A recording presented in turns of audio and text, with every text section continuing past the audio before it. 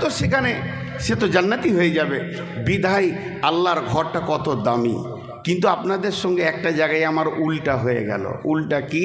আপনারা বললেন মসজিদ ভালো জায়গা, আর আমি বললাম মসজিদ খারাপ জায়গা। কোরআনে বলেছেন আল্লাহ। কাকে বলছেন? বিশ্বনবী উজু করেছেন, জামা পরে নিয়েছেন, পাগড়ি বেঁধে নিয়েছেন, মসজিদে যেতে গেলে যে কামগুলো করতে হয় সমস্ত কামকে কমপ্লিট করে ফেলেছেন। এবার কদম তুলে পা ফেলে মসজিদের দিকে যাবে, এমন সময় জিবরাইল আমিন এসে সামনে এইরকম আড় বেঁধে দাঁড়িয়ে গেলেন। আর আড় বেঁধে দাঁড়িয়ে গিয়ে বলছেন, লা তাকুম ফিহি আবাদা, নবীজি গো আপনি খবরদার ওই মসজিদে পা দেবেন না।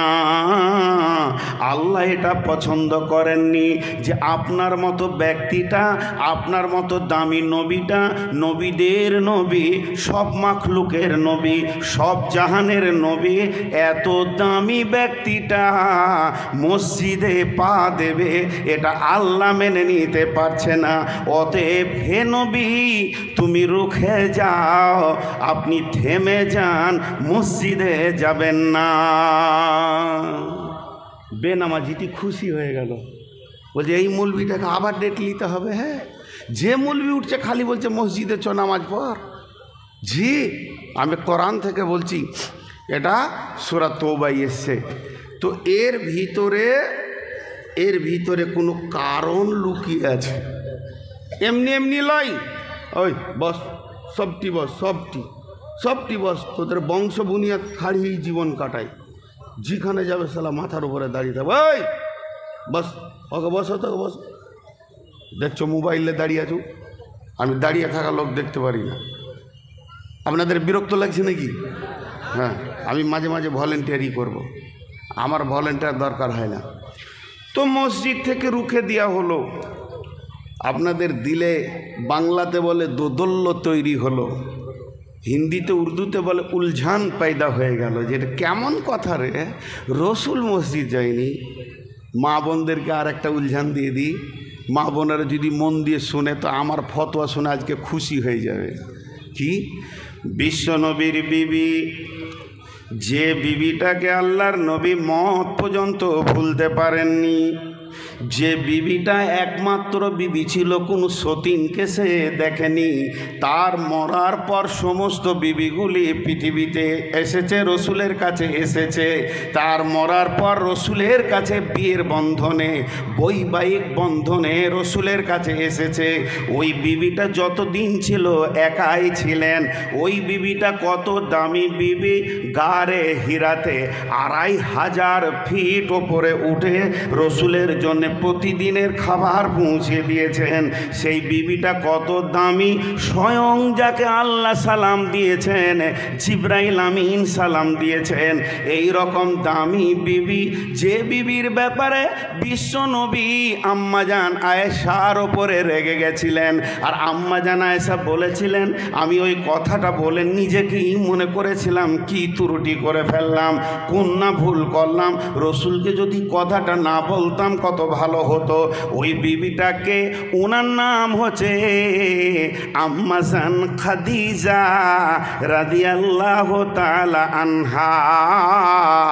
এই বিখ্যাত বিবিটির নাম আম্মাজান খাদিজা রাদিয়াল্লাহু তাআলা আনহা, উম্মুল মুমিনিন, তিনি মুমিনদের মা। কিন্তু ভেজালটা কোন জায়গায়? এত দামি বিবি, আল্লাহ সালাম দিল, জিবরাইল সালাম দিল, হালাকে আম্মাজান খাদিজা সারা জীবনে 5 ওয়াক্তের নামাজ পড়েনি, 5 ওয়াক্তের সালাত আদায় করেননি। নবীজির আম্মাজান খাদিজা নবীজির প্রথমা বিবি, 5 ওয়াক্তের নামাজই ছিলেন না। সে 5 ওয়াক্তের নামাজ পড়েননি, জীবনেও সে 5 ওয়াক্তের নামাজ পড়েননি। বাস, আপনাদেরকে তো মসজিদ থেকে বার করলাম, আর মেয়েটিকে বার করলাম মুসল্লা থেকে। ওরা এবার ফতোয়া পেয়ে গেল, রসুলের বিবি খাদিজা নামাজ পড়েনি, তা আমি কেন পড়ব? ভেজাল চুকে গেল। জি ভাই, দুটি প্রশ্নের উত্তর আমি শর্টে দিয়ে দিচ্ছি, আপনি বুঝতে পারবেন, কথা তো ঠিক। তো আপনাদের দেশে, রাজ্যে, আমাদের রাজ্যে ক্লাস 1, 2, 3, 4, 5, 6, 7, 8, 9, 10, 11, 12, তারপরে যা আছে পরপর মাস্টার্স পর্যন্ত প্রত্যেকটি জায়গাতে দেখবেন অন্তত 10 পর্যন্ত বিভিন্ন সাবজেক্ট থাকে, তারপরে আর্টস, কমার্স, সায়েন্সে ভাগ হয়ে যায়। কিন্তু এর ভিতরে একটা সাবজেক্টের নাম হলো ইতিহাস। ইতিহাস, তারিখ, জি, হিস্টোরি। তো আপনাদের রাজ্যে ইতিহাস পড়ানো হয়? এতগুলি লোক কথা বলে না, মনটা কত খারাপ হয়। ইতিহাস পড়া হয়? স্কুলে হওয়া তো দূরের কথা, কোরআনে 10 পারা ইতিহাস আছে, 3 ভাগের 1 ভাগ খালি ইতিহাস আছে। তো ইতিহাস পৃথিবীতে এলো কেন? ইতিহাস মানুষের কোনো কাজে লাগে? কখন কি ঘটে গেছে ওইটার পড়ে কি লাভ আছে?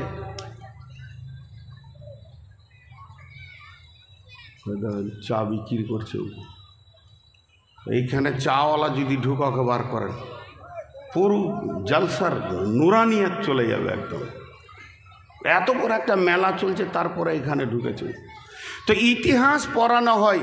ইতিহাস কি কাজে লাগে?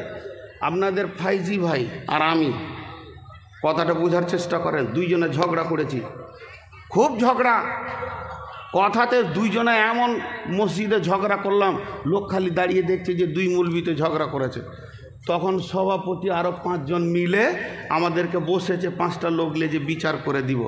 তো ফাইজি ভাই বলছে আমাকে 3 দিন আগে গাল দিয়েছে, আমি বলছি ও আমাকে গাল দিয়েছে। তো মুরব্বীরা বলবে তোরা একটু চুপ কর, তোরে বাবা চুপ কর। দিয়ে একজন মুরব্বী বলছে পিছে যা ঘটে গেছে ওটাকে ছেড়ে দাও, ও কথা আর তুলিও না, তুমি ওকে মাফ করো, ও তোমাকে মাফ করবে, 2 জন মুসাফা করে নাও, আগামীতে আর ভেজাল করিও না। বলবে কি বলবে না?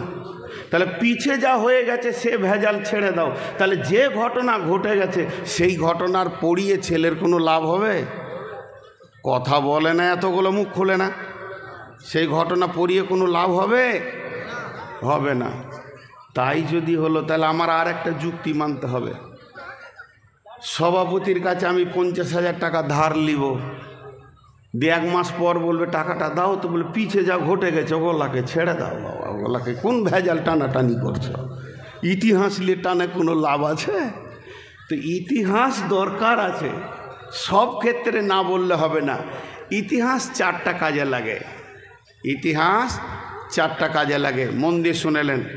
1 নম্বর, ইতিহাসের 2টি কালার আছে, একটা হলো সোনালি নুরানি আর একটা হলো কালো অন্ধকার কয়লার মতো। কোরআনে 2খানা ইতিহাস এসেছে, গায়রিল মাগদুবি আলাইহিম ওয়ালাদ-দাল্লিন, এটা হলো কালো অন্ধকার কয়লার মতো, আর সিরাতাল্লাযিনা আন'আমতা আলাইহিম, এটা হলো নুরানি রাস্তার মতো। আল্লাহ কোরআনে বলেছেন আল্লাহু ওয়ালিয়ুল্লাযিনা আমানু ইখরিজুহুম মিনাদ-দুলুমাতি ইলান-নূর ওয়াল্লাযিনা কাফারু আউলিয়াউহুমুত তাগুতু ইখরিজুনাহুম মিনান-নূরি ইলাদ-দুলুমাত।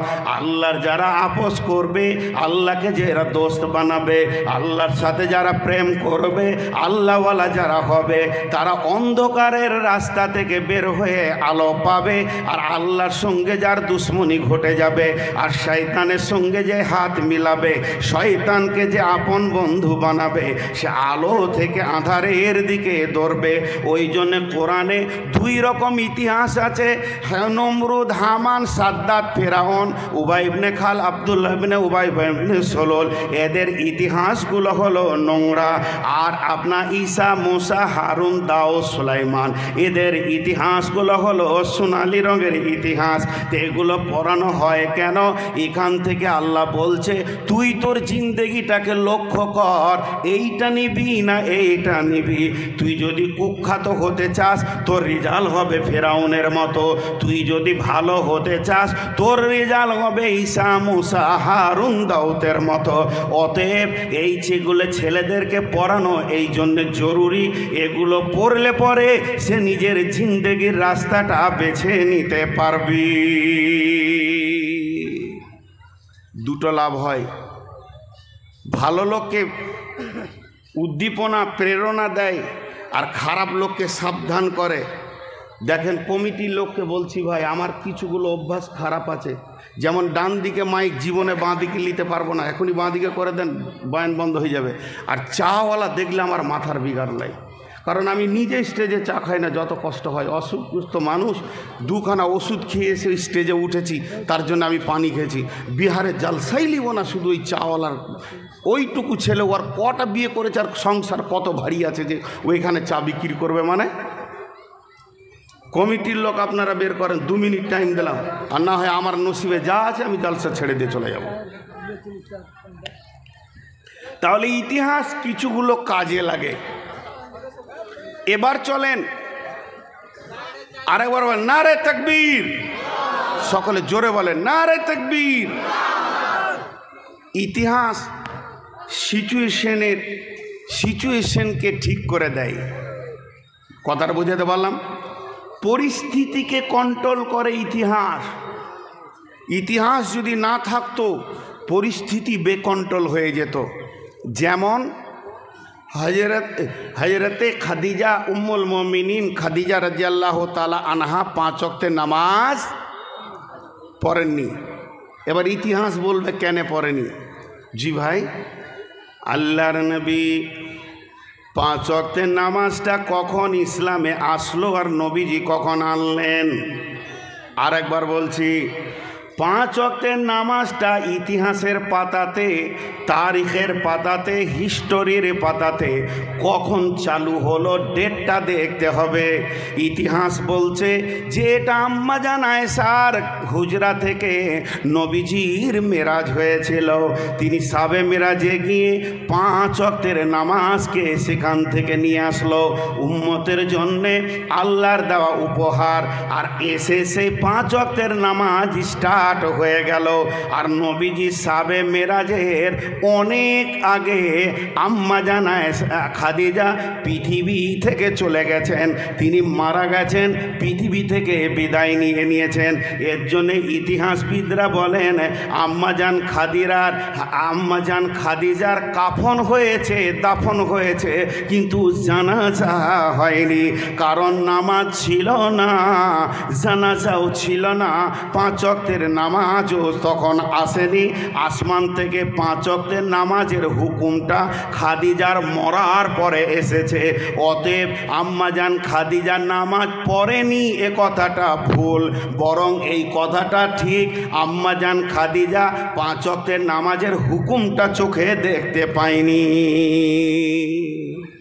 কথাটা বোঝাতে পারলাম? এবার আপনারা বলেন বোঝাতে পারলাম আমি? তাহলে রসুলকে মসজিদ থেকে রুখা হলো কেন? এর পেছনেও ইতিহাস আছে, কোনো কারণ আছে। কারণ না থাকলে এত বড় নবীকে, নবীদের নবীকে মসজিদে যেতে দেওয়া হবে না, এটা কি করে হয়? সেই কারণটা আমি 1 মিনিটে বলে দিব, বেশি টাইম নেব না। আমার টাইমটা কতক্ষণ আছে? না না ওইরকম বলে না।